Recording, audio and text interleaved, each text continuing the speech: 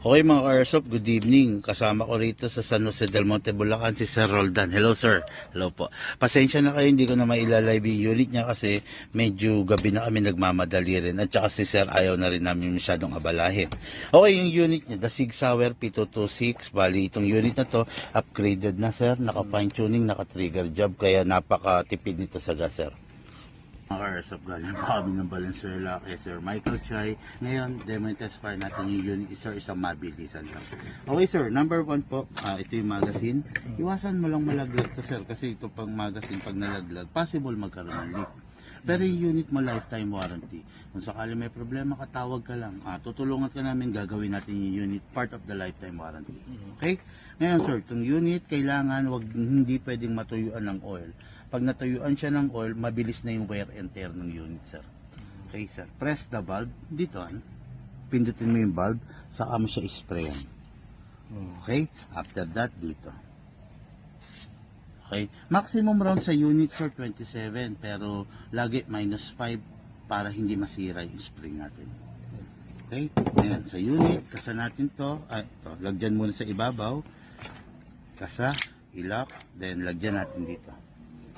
Okay, yan, lukas lang pa muna. After that, release, tapos rest.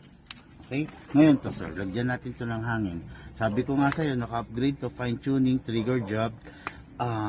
Ang gagamitin mong gas 12 kg, maggagas ka lang ng 2 seconds. Okay, pag hindi naka-upgrade 7 seconds ang ilalagay mo, pero pag naka-upgrade 2 seconds lang. Upside down, isakto mo sa valve, then press down. 1, 2. Yung 2 seconds na yan, ay napansin mo, walang sumisingaw dapat sir ha. Yung 2 seconds na nilagay natin na yun sir, kayang pumutok na ng 40, 50, up to 60 rounds. Ngayon to, hatakin natin to sir. Iwasan mo lang mabitawan kasi baka mabasag to. Hatak, para safety ka, lagay mo rito to, habang hinahatak mo hanggang baba, tapos dito ilalagay yung bala. Hindi po dito ha, dito po sa baba. Yung part na maluwang. Pump lang po tayo. Hindi ko na ganong pupunuin sir. Okay? Kalugin lang natin pag may bungi sir para naka-align. Okay.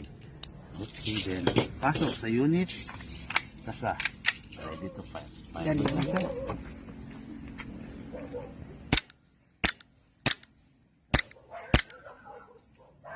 Sige sir, ubusin mo. Sige sir.